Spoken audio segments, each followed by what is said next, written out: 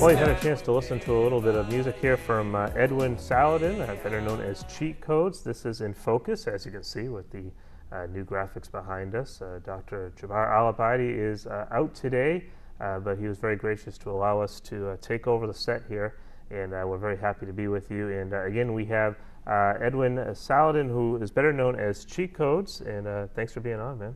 Appreciate having you. All right, thanks for having me, man. Talk to me a little bit about Cheatcodez, and obviously that is your rap name for those who are familiar with the industry. And how did you get that name, and what's your background? Well, the thing about Cheatcodez is it's like people who are familiar with that terminology is video games, and when you put a cheat code in a game, it changes the game. It alters it like an unfair advantage. And that's basically what I'm trying to do for the rap game, is kind of bringing in an unfair advantage. You know what I mean? Like, right. Also, I got that name by my friend, 2 E's, we call him, also better known as Phil Jaffe. Sometime in high school, I had like a unreasonable success with everything I was doing, and he said, "Yo, this kid is using cheat codes," and I was like, "Cheat codes? I like that name, so I'm gonna keep that." You know what I mean? And then at first they all was like, you know what I mean? They all was telling me like, "Yo, nobody's gonna call you that name. You know, that name is a foolish name. It's childish. It's thing." But I was like, it fits me because I'm like a big kid. You know? I'm like a real big kid. So I told him, I was like, "Watch. All you gotta do is make that name into something." And once I came back into my rap thing, and that's when everybody just appreciated what I did because they thought I had talent, and they followed that name. Also, I use my tagline, "I got the secrets to the game," because I think a lot, and I have like a knowledge to me that I feel like is an advantage. Well, obviously, rap music, the whole style. I mean, you have to be able to have the writing skills. You have to have the intelligence for that. There's so much that goes into that. And you've been a kid at heart. You started doing this at 9 years old. Yeah, 9 years old. And then you kind of put that aside a little bit. Well, I started rapping when I was 9 years old, and you know, it came naturally to me. The way it started was a whole bunch of kids, because I grew up in Fair Street Projects in Brighton, and moved from place to place after that. And before that, when I was living there, that's where the whole rap thing started, because everybody around there was kind of making a big deal about it, like, "Oh, this guy's nasty at rapping, this guy's nasty at rapping." And they was making a whole big deal about it, and I was like, "Yo, what's the big deal?" And they was like, "Come on, you can rap." And I was like, "Yeah. What's so hard about it?" They was like, "Go ahead." And I was like, I still remember to this day when I said, I was like, 9 years old, I was like, they call me E because I'm a G, the MC rapping, like, if you should just know me, break it down. And I was just rapping, and they was like, "Oh, crazy." I was like, "Yo, this kid really can rap." And then that kind of spread. But back then, my name was Big E. It wasn't a cheat code. They called me Big E because I was big for my size. But that's how it started. I really wrote a lot just to relieve stress for like all the struggles and stuff that was going on while living in the projects.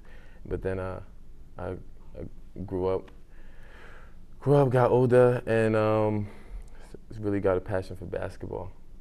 And so when I got that passion, I started playing high school ball, varsity ball, got my name out, and everybody really embraced me for that. I really put rap to the side, still rap, but just put it to the side, didn't take it as serious, and really focused on basketball, because it was doing a lot for my life. It was keeping me focused, you know what I mean? And then once I got into college, I played college ball, transferred from another school, wasn't able to play basketball no more. So I was like, you know what I mean? Then the stress started coming back again, and then that's when I grabbed the pen and the pad and started writing again, and was like, "Oh, I still got this." Started going to studios, recording, and that's when the whole Cheatcodez thing brought up, because it was during high school. That was the time frame when I got the name from not only my friend, but from everything. But talk a little bit about the dedication. And the music industry's evolved quite a bit, but in some ways, the more it changes, the more it stays the same. If you think you go back to the doo-wop era, when groups would just kind of show up on the corner, perform, hope they get signed, and even in Motown, go into the studio, cutting the album, maybe waiting in line, hoping to get in the door, hoping to get that chance. And now here we are in 2011 with America's Got Talent and American Idol, and do you think it's going back to?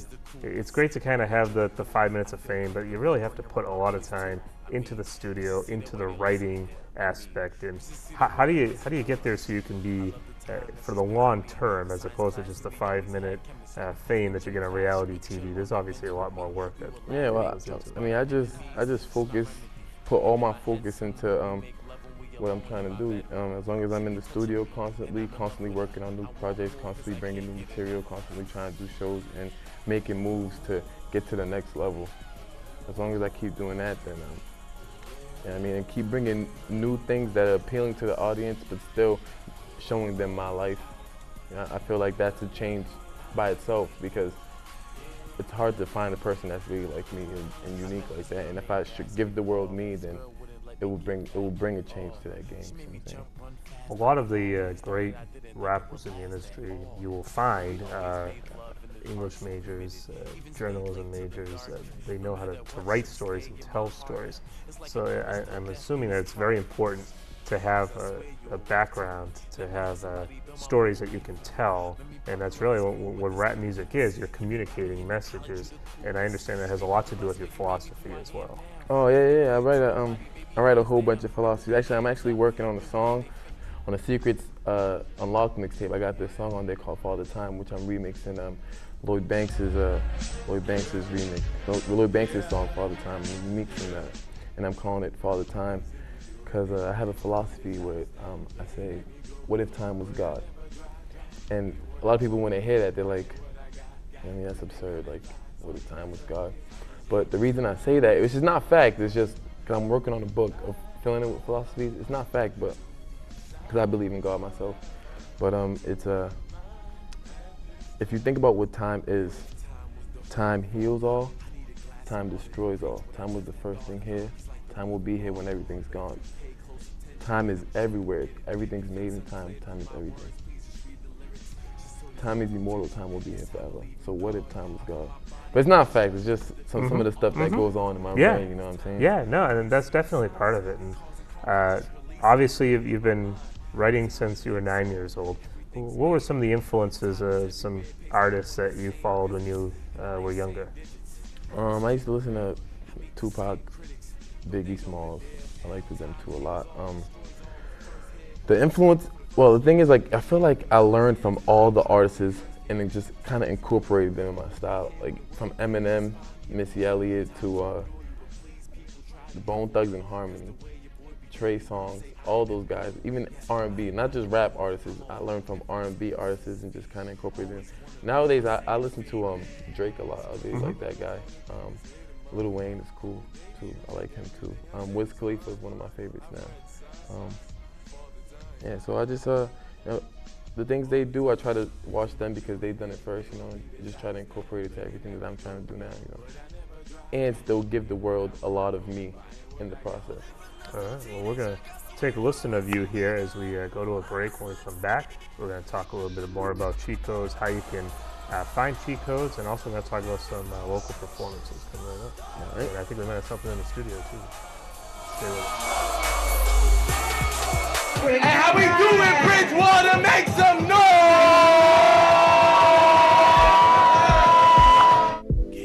We've been listening to some material here from Cheatcodez, who's our guest today on Infocus. Again, we thank you for joining us, and Dr. Al-Abadi could not be with us today, but he will definitely be back with us in the near future.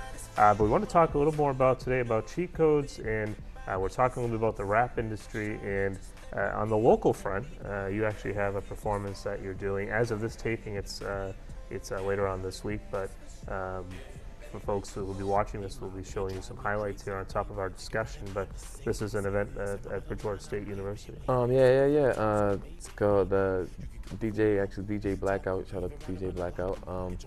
He's doing an event called the Final Send Off, which is supposed to be it's the final party of the year for all the senior graduates. Not only that, but just everybody that just likes to have a good time in general. He asked me to perform there, so I told him yes, I'll definitely be able to perform at it.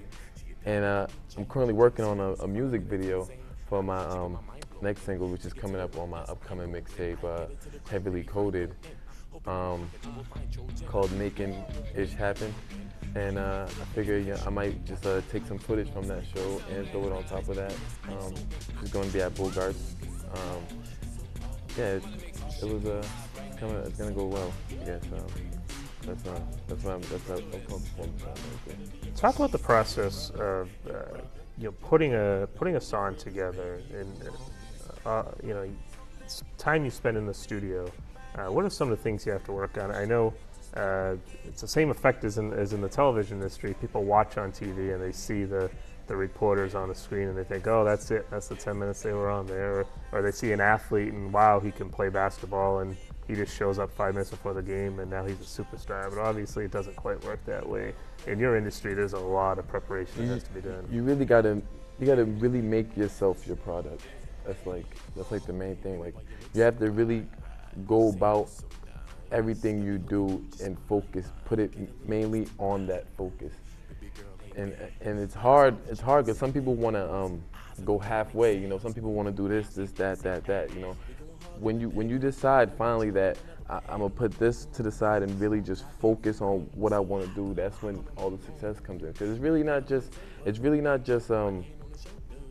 making songs and then calling it a day and thinking I'm just gonna make the next song. It's really making the song, talking to people that's gonna help promote that song or the next project, and carrying yourself away that's just all about what you do. You know what I mean? Which me, in my case, I do music, so I carry myself everywhere I go, all about music. Yeah, talk to us about the hat a little bit. The hat, it got Cheatcodez on it.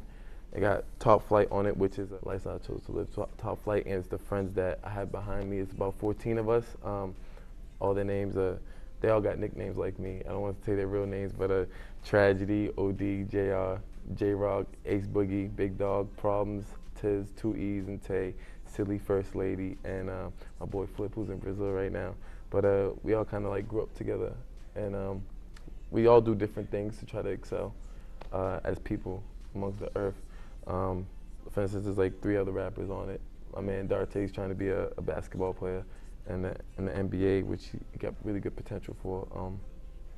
And my man Hassan, he's in the Army right now. We just kind of just all do big things to excel our name together. But also, if you live Top Flight lifestyle, if you're my fan, then you live that Top Flight lifestyle, which is just basically promoting being yourself, being who you are, not being afraid of who you are, living life to the fullest, because you never know when your life could end.